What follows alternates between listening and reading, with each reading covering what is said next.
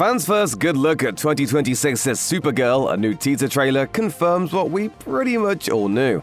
It's based on an acclaimed comic series from 2021 and 2022. With that in mind, we have a solid idea of where the story's going.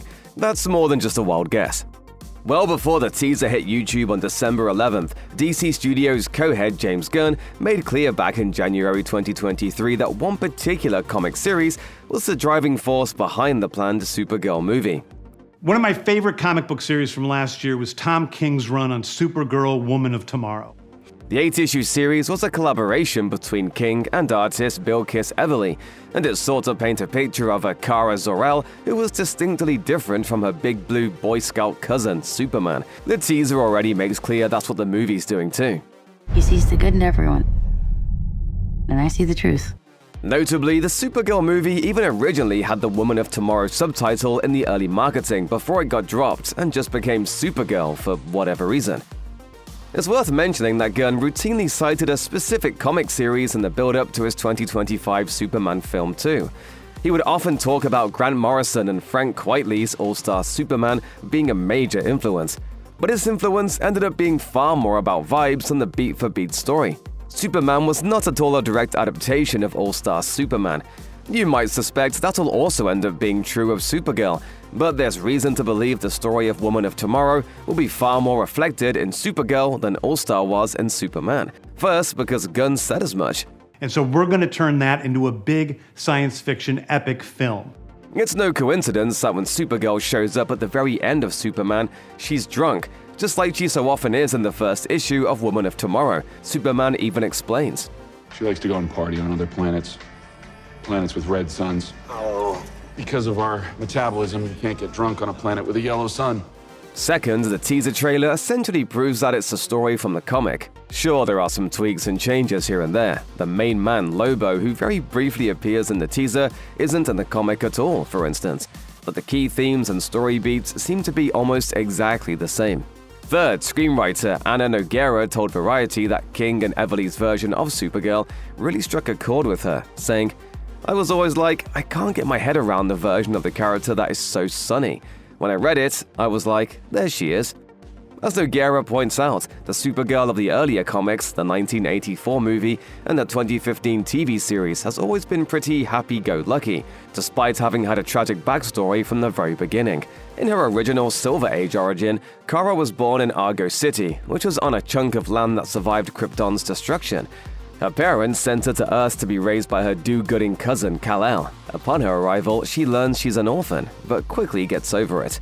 Well, after the DC Comics universe got rebooted in Crisis on Infinite Earths in 1986, a new version of Kara debuted in 2004. This one was technically older than Superman. She was a teenager when Krypton was destroyed. She survived it, along with the rest of the people of Argo City.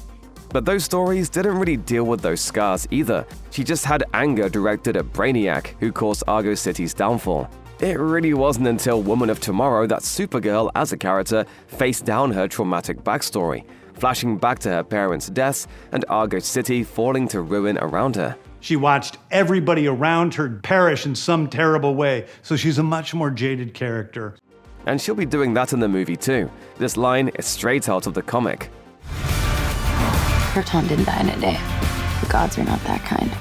Here's where we're really going to start digging into the nitty-gritty details of Supergirl Woman of Tomorrow. So this is your warning that we're going to be revealing things that are very likely to be major plot points in the movie. The comic story begins on Kara's 21st birthday, which the movie has changed to her 23rd. The 23 will be the best year yet. She's at a bar on a planet with a red sun, getting drunk like Superman explains she can. Kara is pretty trash by the time a nasty fight breaks out. A young girl named Ruthye has asked a bounty hunter to help her track down and kill a pirate named Krem, who killed her father. She even offers a finely crafted sword as payment after the deed is done. The bounty hunter agrees, but demands to take Ruthye's sword now. When she says no to that, he backhands her. So Supergirl has to get involved and whip that guy's butt. That leaves Ruthye with her sword, but no one to hunt down Kern.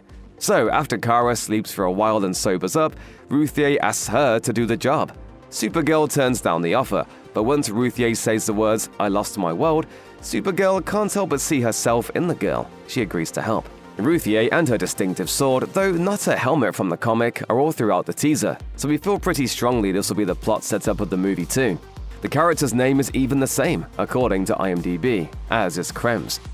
What follows over the next few issues is essentially a road trip story as Kara and Ruthye track down Krem. They get into scraps with bandits on space stations and have to shake down a crooked mayor at one point. There's a subplot where they have to save Krypton, who has been shot with a poisoned arrow, or at least that's what Kara says.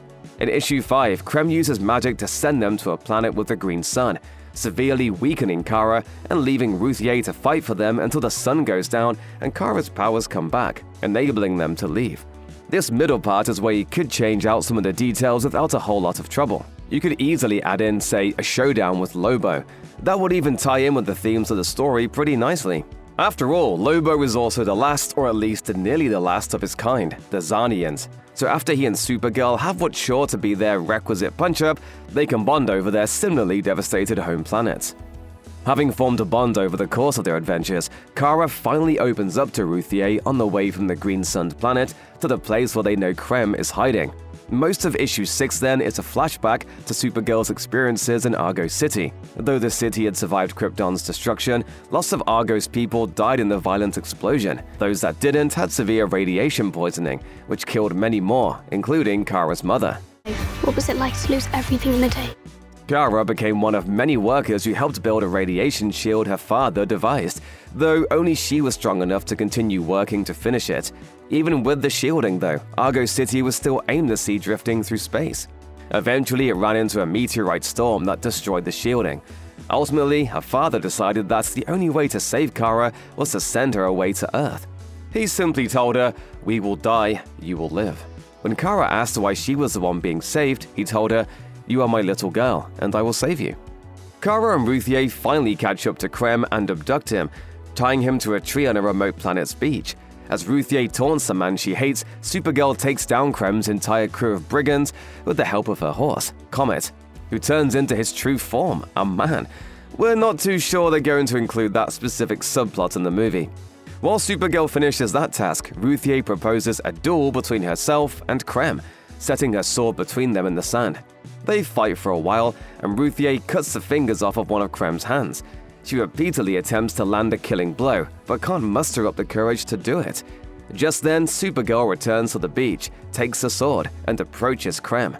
Ruthye says they need Krem alive to figure out how to save Krypto, and Kara admits that Krypto was never dying. Good job, buddy. He's getting care from a vet back on the planet where he got shot with the arrow. She just needed Ruthye to come along with her because she knew what Krem looked like. And because Supergirl has been trying to teach Ruthye a lesson this whole time, that killing is wrong, and a life consumed by revenge is wasted. Supergirl thinks Ruthye hasn't learned that though. As Kara holds up the sword toward Krem, Ruthye insists she has learned the lesson.